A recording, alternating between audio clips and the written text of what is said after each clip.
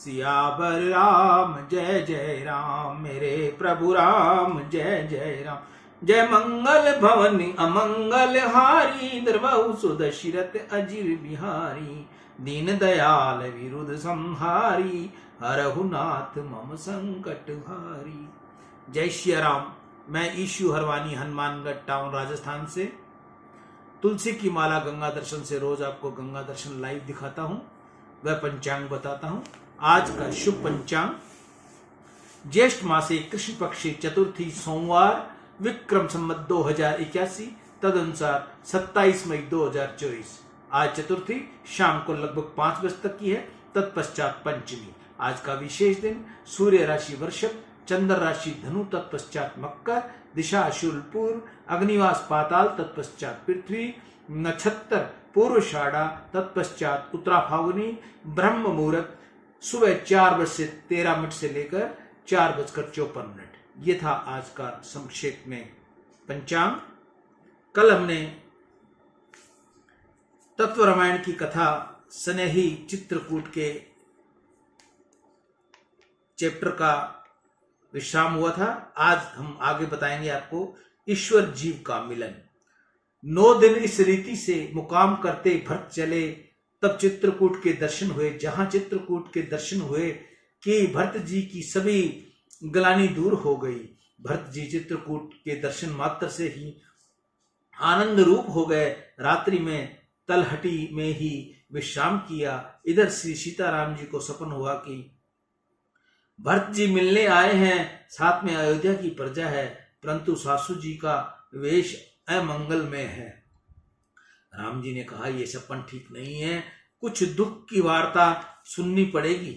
उसी समय भील लोग दौड़ते हुए श्री राम जी के पास आए। उन्होंने कहा कोई भरत नाम का राजा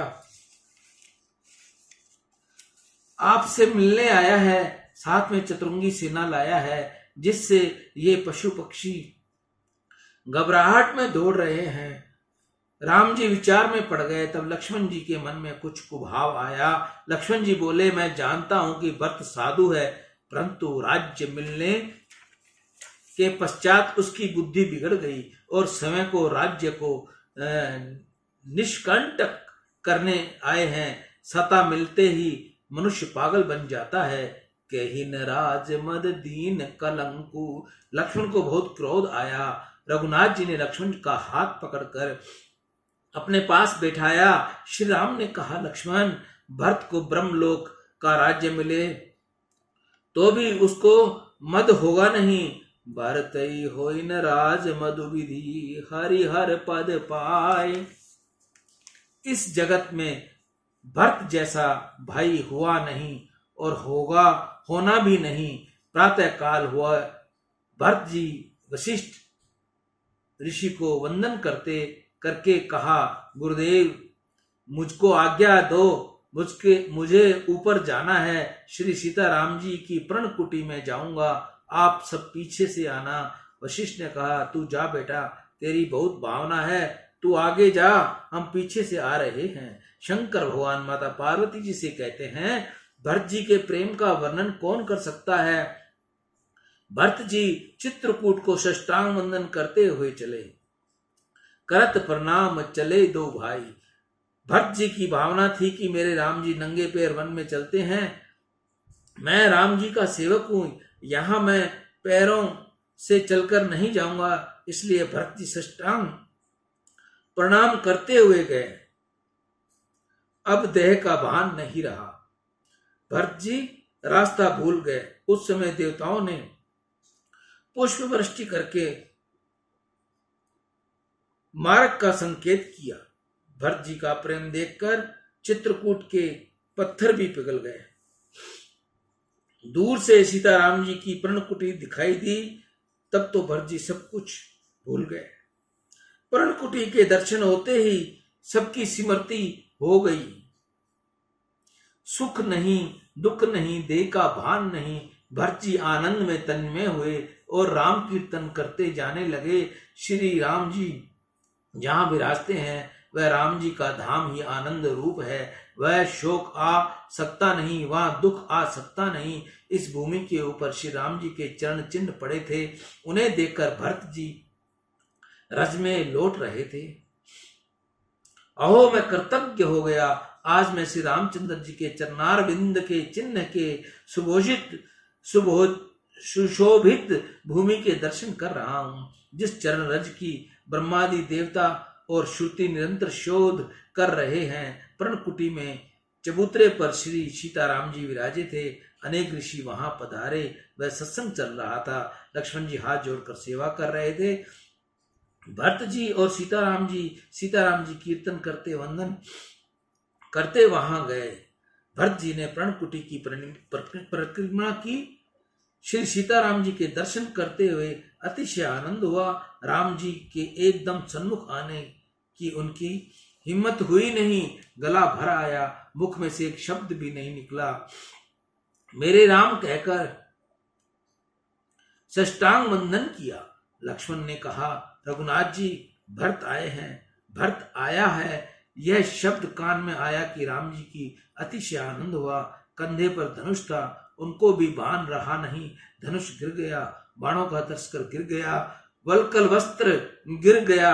बोला, मेरा भरत कहाँ है, कहाँ है भरत? राम जी की आंखें भीनी हो गई।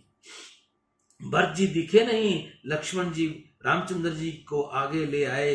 रामचंद्र जी ने भरत जी को साष्टांग प्रणाम करते देखा। उन्होंने भरत जी को उठाकर आलिंगन किया। चित्रकूट में जीव ईश्वर का मिलन हुआ। चित्रकूट में भगवान श्री राम जी लक्ष्मण जी जानकी जी के साथ विराजे हैं। लक्ष्मण जी अर्थात वैराग्य, सीता अर्थात पराभक्ति। वैराग्य और पराभक्ति को साथ लेकर भगवान चित्रकूट में अर्थात चित्त में अंतर में विराजे हैं। उनको जीव अर्थात भरत मिलने जाते हैं। इस मिलन का चिंतन भी पापों को नष्ट कर देता है। श्री राम भरत के मिलन के आनंद का वर्णन कौन कर सकता है? परमात्मा श्री रामचंद्र जी के चरणों में चरणार विंदों में शांति है। परमात्मा से बिछड़ी हुई जीव आत्मा जो जहां भी जाए वहां अशांति ही मिलती है। यह जीव जगत का अंश नहीं, श्री राम जी का अंश है। संसार तो सुख और दुख से भरा हुआ है। संसार सुख देता है और अतिशय दुख भी देता है। इस जीव को आनंद की भूख है। श्री राम चरण में आए बिना जगत में कहीं आनंद नहीं। यह जीव जब ईश्वर से अलग हुआ, ईश्वर में आने लगा, तब उसने परमात्मा से कहा कि महाराज आप ऐसी कृपा करो कि मैं संसार में रह जाऊं, फिर से आपके चरणों में आऊं। प्रभु ने कहा कि बेटे संसार अशांति से भरा हुआ है, तू मेरे चरणों में नहीं आएगा तब तक तुझे शांति नहीं मिलेगी। तू भले ही बड़ा राजा हो या स्वर्ग का देवता हो, परंतु मेरे चरणों में नहीं आएगा तब तक तुमको शांति नहीं मिलेगी। मानव स्वर्ग में जाए अथवा बड़ा ज्ञानी बने, परंतु जब तक परमात्मा के चरणों में जाता नहीं तब तक अशांत ही रहता है। प्रभु ने संसार को अपूर्ण बनाया है, संसार की आसक्ति रखी है। जीव ईश्वर से किंचित भी पृथक होगा तो अंत में इसको रोना ही है। पूर्ण आनंद तो इनको तब मिलता है जब जीव रामचंद्र जी की शरण में आता है। जिस ईश्वर का अंश है, उस अंशी में ईश्वर में यह मिल जाए, परमात्मा के साथ एक रूप हो जाए, तो ही यह कृतार्थ बनता है। ईश्वर के बिना जगत में यह जहां जाता है वहां इसके पीछे काल चलता है। काल इसको किसी ठिकाने शांति से नहीं रहने देता। काल का भय सबको लगता है। परमात्मा श्री राम काल के भी काल हैं। जो श्री राम चरणों में आया है उसको ही काल का भय नहीं लगता। काल के भी काल परमात्मा के साथ जो बराबर प्रीति करता है उसका ही डर दूर होता है। जीव ईश्वर का अंश है, जगत का अंश नहीं। जगत के साथ जीव का संबंध सच्चा नहीं, कच्चा है। इस जीव का संबंध ईश्वर के साथ सच्चा है। थोड़ा विचार करोगे तो ध्यान में आएगा कि पति पत्नी का संबंध जन्म से नहीं और मेरे पीछे भी नहीं। पति पत्नी का संबंध का अंत जीवन में ही आ जाता है। जगत में संबंध सापेक्ष है, देश काल की कुछ मर्यादाओं में रहने वाले हैं। जीव का ईश्वर के साथ संबंध सच्चा है। सदा सर्वदा अनुसंधान रखो कि मैं परमात्मा का अंश हूँ, मुझे प्रभु चरणों में जाना है, मुझे परमात्मा के साथ एक होना है। कितने ही को शंका होती है कि महाराज यह जीव ईश्वर का अंश है, तो जीव ईश्वर से बिछड़ा क्यों पड़ा है, कहाँ से पड़ा है? जीव ईश्वर का अंश है, यह बात सच्ची है, अब क्यों बिछड़ा और कहाँ से बिछड़ा? ऐसे विचार से क्या लाभ है? रोग हुए पीछे रोग क्यों हुआ, कहाँ हुआ? इस विचार में समय गंवाने से रोग बढ़ जाएगा। रोग हुए पीछे तो सावधान होकर पथ के साथ दवा का सेवन करोगे तो रोग शांत होता है। इस जीव को बड़ा वियोग रोग लगा है, परमात्मा का वियोग ही महान रोग है। यह रोग क्यों हुआ, कहाँ से हुआ, इसका विचार बहुत न करो, इसकी दवा करो। ईश्वर के साथ संबंध जोड़ो, ईश्वर के साथ एक होने का साधन करो। परमात्मा के चरणों में न जाएं तब तक जीव की शांति मिलती नहीं। यह बड़ा ज्ञानी हो अथवा अतिशय उदार हो, संसार में इसको सुख दुख मिलेगा परंतु शांति नहीं मिलेगी। प्रभु ने संसार में अशांति रखी है। संसार में परमात्मा ने काल का भय रखा है। काल सबके माथे है, उससे छूटना हो तो काल के भी काल श्री राम के चरणों में जाओ, शरण जाओ, ईश्वर में अंश मिल जाए। जीव ईश्वर के साथ एक बने तब काल इसका नौकर बनता है। निर्भय होना हो तो परमात्मा का दृढ़ आश्रय करो।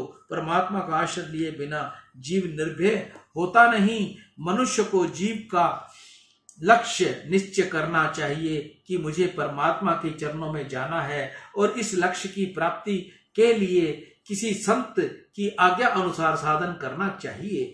जीव ईश्वर के चरणों में जाता है तब वह आनंद रूप परमात्मा के रूप में लीन होता है। फिर वहां न सुख है, न दुख है, न हर्ष है, न शोक है, केवल मात्र परिपूर्ण आनंद है। श्री राम और भरत का दिव्य मिलन हुआ। भरत जी पूर्ण आनंद रूप बने। 10 मिनट तो एक शब्द भी नहीं बोल सके। जहां आनंद का अनुभव होता है वहां वाचा भी बंद होती है। आनंद का वर्णन वाणी से नहीं हो सकता।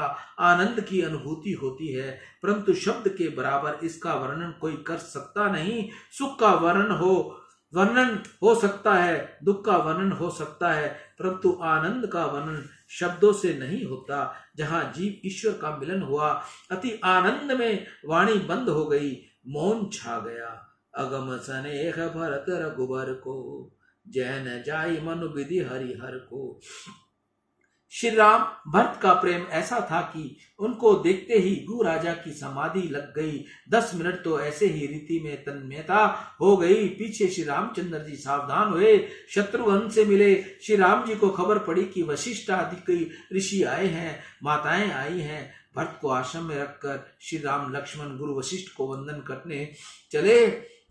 वशिष्ठ गुरु संध्यादिक नित्य कर्म को परिपूर्ण कर चित्रकूट पर्वत पर चढ़ रहे थे। रास्ते में ही दर्शन हुए। श्री रामचंद्र जी ने गुरुदेव को साष्टांग पर वंदन किया। अयोध्या की प्रजा भी आई। सबको श्री रामचंद्र जी दर्शन की और मिलन की तीव्रता आतुर थी। प्रभु ने विचार किया कि एक एक करके सबसे मिलूंगा तो जिसकी अंतिम बारी आएगी उसको बहुत देर होगी। इन सब का बहुत प्रेम है, मेरे लिए ही सब आए हैं, इसलिए सबसे एक एक ही मिलूंगा। इस जीव को ईश्वर से मिलने की जितनी आतुरता होती है उसकी अपेक्षा अधिक आतुरता जीव को जीव से मिलने की है। प्रभु ने उस समय अनेक रूप प्रकट किए और एक ही समय में परमात्मा सबसे मिले। सबको प्रभु ने आनंद का दान दिया। प्रत्येक को ऐसा लगा कि राम जी का मुझ पर विशेष प्रेम है, मुझसे ही पहले मिले, पीछे दूसरों से मिलते हैं। सबसे कुशल समाचार पूछा। श्री रामचंद्र जी लक्ष्मण जी ने माताओं को वंदन किया। राम जी को देखते ही श्री माताओं की आंखों में आंसू आ गए। माताओं ने श्री रामचंद्र लक्ष्मण को आशीर्वाद दिया।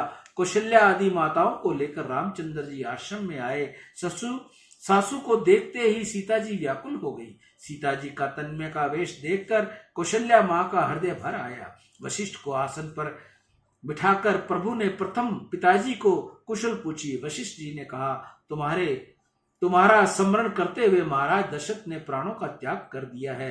यह सुनकर रघुनाथ जी की आंखों में आंसू आ गए। पिताजी का मुझ पर कितना प्रेम था कि अंतिम श्वास तक मेरा चिंतन करते रहे।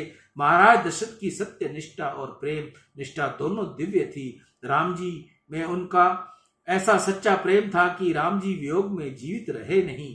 पिताजी की मृत्यु का समाचार से आज मालिक की आंखें भीनी हो गई। लक्ष्मण जी रोने लगे। श्री सीताराम जी की खबर पड़ी। प्रभु ने पीछे स्नान किया, महाराज दशरथ का श्राद्ध किया, फल का पिंड दान किया। राम जी ने वनवास के 14 वर्ष तक अन्न का सेवन नहीं किया, अनाज का और धातु के पात्र का स्पर्श भी नहीं किया। श्री राम जी ने वनवास में कंदमूल फल का भी सेवन किया था, इसी से फल का पिंडदान किया। वाल्मीकि रामायण में ऐसा वर्णन आता है कि महाराज दशरथ कह गए थे कि राम जी वन में जाएं, इसमें यदि भरत की सहमति हो तो भरत मेरा श्राद्ध न करें। महाराज दशरथ की ऐसी भी इच्छा थी कि राम जी मेरा श्राद्ध करें। रघुनाथ ने विधि पूर्ण पिताजी का श्राद्ध किया। श्राद्ध में श्राद्ध प्रधान है, श्राद्ध में श्रद्धा प्रधान है। पितृ जिस योनि में होते हैं उस योनि का आहार उनको मिलता है। अधिकांश अन्न में वासना रखकर ही जीव शरीर छोड़ते हैं। 2-4 दिन का उपवास करे तो उसके पीछे दाल भात की भी मिठास लगती है। मृत्यु की शैया में अनेक बार जीव अन्न का संकल्प करता है कि मैं ठीक हो जाऊंगा तब दाल भात खाऊंगा। शास्त्र में तो ऐसा लिखा है कि जिसके मन में कोई विकार नहीं, वासना नहीं, जो वासनाहीन होकर पूर्ण निर्विरहकार होकर परमात्मा का स्मरण करते हुए शरीर छोड़ता है, उसका श्राद्ध न हो तो भी उसकी सद्गति होती है। विकार वासना में रहकर जो शरीर का त्याग करता है उसके लिए श्राद्ध की बहुत जरूरत है। समय तो ऐसा आ गया है कि पुत्र श्राद्ध करेगा ऐसी आशा रखकर व्यर्थ ही। एक बार एक पुत्र से हमने पूछा, लाला तो अपने पिता का श्राद्ध क्यों नहीं करता? तब उसने जवाब दिया, मैं अपने बाप को कुछ मिल्कियत नहीं भोग रहा, यह सब मिल्कियत मेरी अपनी कमाई है, इसलिए आपको मिल्कियत मिली हो तो ही बाप का श्राद्ध करना, नहीं तो नहीं। ऐसी आज की बात है। अरे बाप तो अटूट संपत्ति भोगने वाले भी बाप का श्राद्ध नहीं करते, इसलिए अपना श्राद्ध अपने हाथ से करके ही जगत में जय श्री कृष्ण करना, जीव को परमात्मा में और परोपकार के कार्य में छोड़ देना ही सच्चा श्राद्ध है। ऐसा श्राद्ध किया होगा कि पीछे पुत्र से श्राद्ध कराने की इच्छा नहीं रखनी पड़ेगी। पुत्र श्राद्ध करेगा और मेरा उद्धार करेगा ऐसी आशा नहीं रखना। पुत्र द्वारा नहीं, सद्गति तो समय के सत्कर्मों द्वारा ही प्राप्त की जा सकती है। पुत्र हो तो ही सद्गति हो, यह मान्यता ठीक नहीं। अपना उद्धार समय को ही करना है। आज के वातावरण में उछल कर चलने वाले पुत्र को श्राद्ध भी करते नहीं तो पीछे उद्धार करेंगे ही कहां से? जीव का उद्धार जीव समय न करे तो दूसरा कौन करने वाला है? तुम्हारे अपने से जितना संबंध है उससे अधिक दूसरे का तुमसे कैसे संभव है? मनुष्य का समय के सिवाय दूसरा कौन बड़ा हितकारी हो सकता है? अपना कल्याण तुम न कर सको तो तुम्हारे लड़के तुम्हारा कल्याण क्या करेंगे? उपनिषद में वर्णन आया है, न कर्मणा न प्रजया धनेन त्यागेन के अमृत तत्व मानसु। न प्रजा का निषेध किया है। पुत्र से पिता को मुक्ति नहीं मिलती ऐसा लिखा है। पुत्र श्राद्ध करे तो उस श्राद्ध के करने से पुत्र का कल्याण होता है। यदि पिंडदान से ही मुक्ति मिल जाती तो ऋषि लोग ध्यान धारण का काम क्यों करें? पिंडदान का अर्थ है इस शरीर को, पिंडों को परमात्मा के अर्पण करना, परमात्मा के लिए जीना। ईश्वर के लिए जो जीवित रहता है उसको अवश्य मुक्ति मिलती है। मरने से पहले जो भगवान को पहचान लेता है उसको मुक्ति मिलती है। जीव में परमात्मा का अपरोक्ष साक्षात्कार किया बिना दूसरे किसी भी रीति से मुक्ति नहीं मिलती। जिसको जीवन काल में मुक्ति न मिले उसको मृत्यु के पीछे मुक्ति मिलनी कठिन है। परमेश्वर को जानने से ही मनुष्य मृत्यु को लांघ सकता है। परम पद की प्राप्ति के लिए इसके सिवाय दूसरा कोई मार्ग ही नहीं है। मृत्यु के पीछे के पिंडदान से मुक्ति नहीं मिलती। प्रभु के द्वारा दिया हुआ यह मानव देह रूपी पिंड प्रभु प्रसन्न हो तो ऐसे परोपकार के कार्यों में घिस डालो जिस इसका नाम पिंडदान है। श्रद्धा पूर्वक किए गए सत्कर्मों द्वारा प्रभु प्रीत्यर्थ जीवन में जीना, इसका नाम ही सच्चा श्राद्ध है।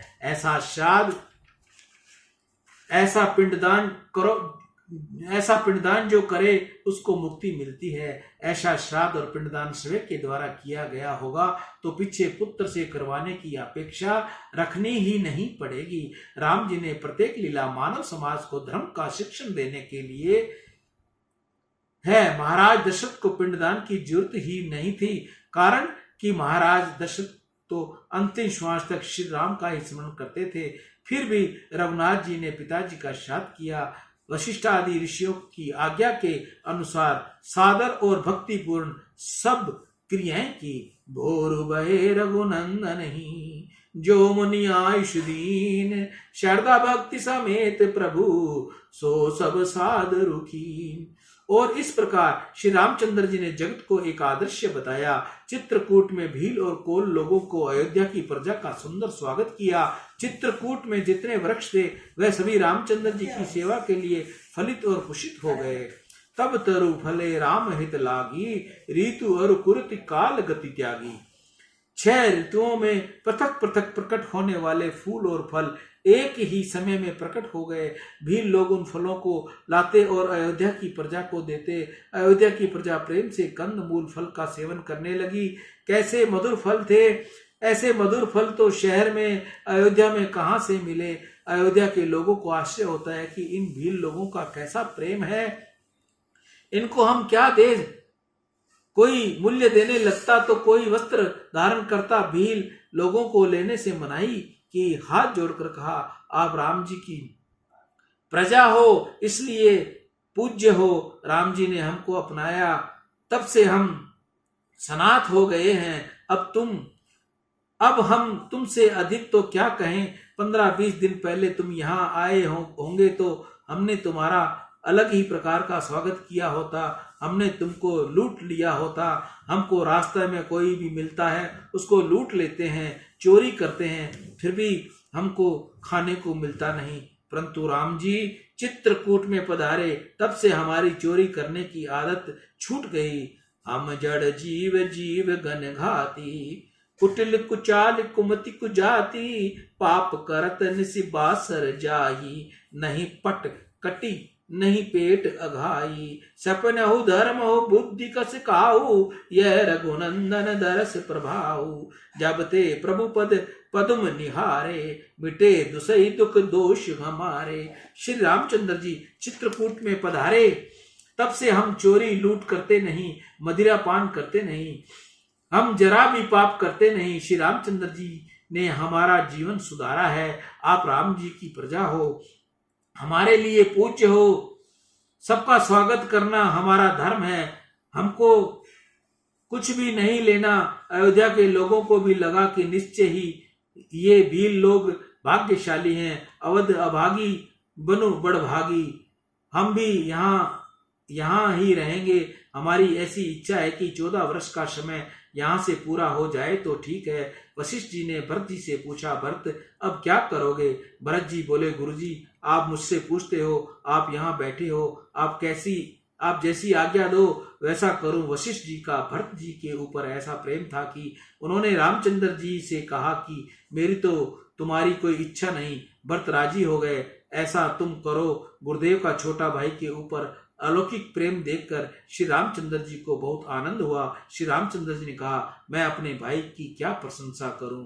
भयो न भुवन भरत सम भाई, मैं भरत के अधीन हूं, ये जरा भी संकोच न रखें। इसकी जो इच्छा हो वह मुझे कहे। तब भरत जी ने प्रार्थना की, सानुज पठे मोहि बन कीजे सब ही सनाथ, न तरहु फेरे बंधु दहु, नाथ चलो मैं साथ, न तरहु जाय बन तिनहु भाई, बहु ऋषि सहित रघुराई। जही विधि प्रभु प्रसन्न मन होई, करुणा सागर जी सोई। सियावर राम जय जय राम, मेरे प्रभु राम जय जय राम। जय मंगल भवन अमंगल हारी, दरवहु सदशत अजर बिहारी। दीन दयाल वृद्ध संहारी, हरहु नाथ मम संकट भारी। ईश्वर जीव का मिलन, इस प्रसंग को आज हम यहीं विश्राम देंगे। कल इसकी आगे की कथा सुनाएंगे। उसके बाद में हम आपको सुनाएंगे सत्य ऋषि अत्रि अनसुईया की इसके बाद में कथा। सियावर राम जय जय राम। मैं ईशु हरवानी हनुमानगढ़ टाउन राजस्थान से रोज गंगा दर्शन लाइव आपको दिखाता हूँ। जिस माता बहन को तुलसी की माला चाहिए वह मुझसे संपर्क करें। ईशु हरवानी हनुमानगढ़ टाउन राजस्थान। राम।